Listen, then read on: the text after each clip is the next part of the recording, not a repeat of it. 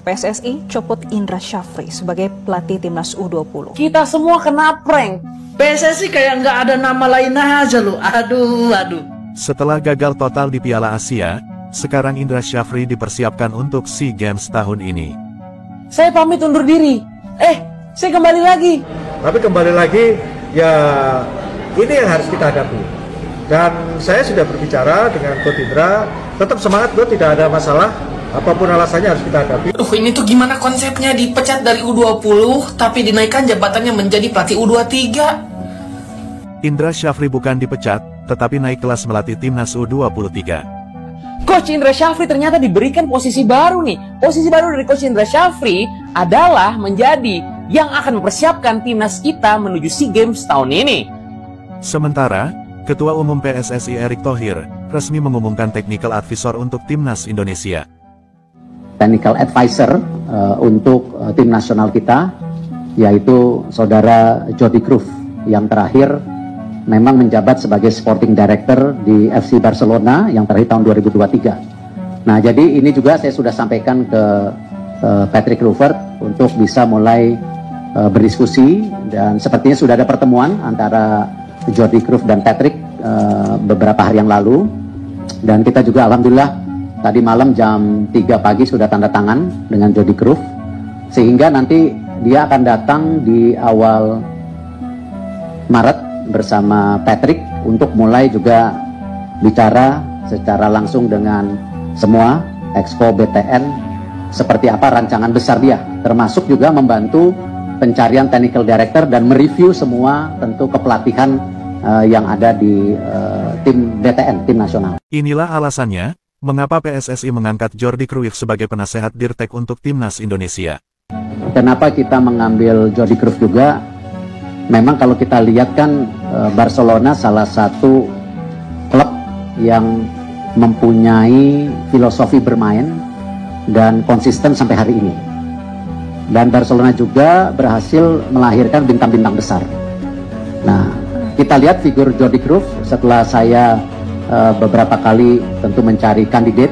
Sebenarnya waktu itu juga saya sudah sampaikan ke Waketum dan Pak Zainuddin dan BTN Pak Sumarji. Sebenarnya kita juga hampir tanda tangan dengan dari Spanyol waktu itu. Cuman waktu itu kita ragu-ragu kalau sampai dalam pembentukan seluruh tim nasional ini dari technical advisor, technical director, tim senior malah menjadi problem baru ketika masing-masing figur ini justru saling menunjukkan egonya.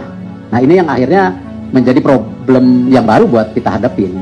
Nah, jadi justru ketika saya bilang Jordi ini salah satu yang kita cari sebagai technical advisor, di mana kita akan juga nanti bersama technical director, national coach team semua. Ini kamu seperti apa? Jordi sendiri, saya rasa beberapa nama yang sudah di-hire itu saya punya hubungan baik, makanya saya bilang silahkan mulai diskusi ya. Dan nanti kedatangan ke sini pasti kita akan coba pertemukan dengan pelatih-pelatih yang ada di Indonesia. Karena salah satunya tadi yang saya sampaikan yang terpenting, dia harus menjadi bagian dari PSSI, BTN untuk mensupervisi dan mengadvise daripada semua rangka yang kita miliki di tim nasional. Ya, bukan nggak mungkin juga mengoreksi daripada apa yang kita sudah lakukan selama ini, termasuk mungkin filosofi sepak bola Indonesia. Nanti kita beri kesempatan dia untuk mereview lagi seperti apa gitu. Nah, memang kompleksitas yang saya selalu sampaikan bahwa mencari figur-figur ini untuk bergabung di Indonesia nggak mudah, karena kembali posisi kita untuk berbargain atau bernegosiasi bukan dalam posisi yang, ya mohon maaf, negara-negara yang sudah punya track record besar gitu.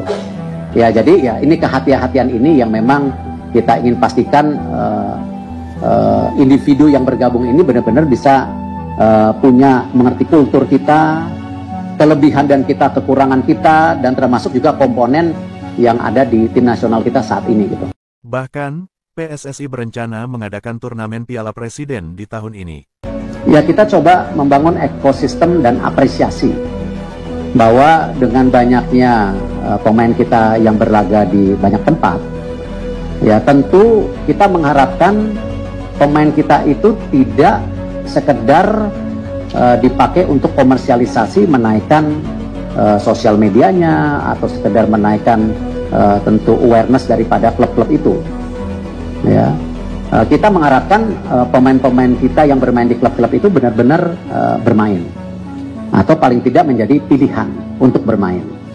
Nah, tentu inilah yang kita mau dorong insentifnya, bahwa kalau mereka serius memberi kesempatan untuk para pemain kita bermain, ya kita sebagai PSSI harus istilahnya kasih coba reward yang positif, ya, bahwa ayo datang ke Indonesia, ayo bangun sepak bola kita sama-sama. Bukan tidak mungkin ya klub-klub ini bisa punya sister club di Indonesia, atau juga bisa memberi kesempatan ya bahwa pemain kita bisa ditonton ya dengan seluruh supporter yang ada di Indonesia. Jadi niatannya itu. Jadi kita ingin coba menjembatani bagaimana komitmen para klub-klub ini dengan juga value-value tersendiri yang kita punya di negara ini. Itu aja kira-kira.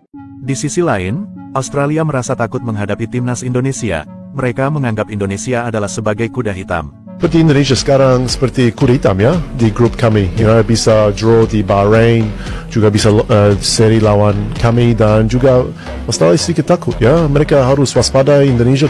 Sementara pelatih Bahrain terlalu meremehkan timnas Indonesia, mereka yakin bisa mengalahkan Indonesia di Gelora Bung Karno. Tawa terpingkal-pingkal aku ngelihat pernyataan pelatih Bahrain ini. Mereka yakin katanya bisa mengalahkan timnas Indonesia di GBK. Hey Bahrain, iya ini optimis aku ya dengan pemainnya sekarang. Semua diturunkan full tim kita nih ketika lawan Bahrain.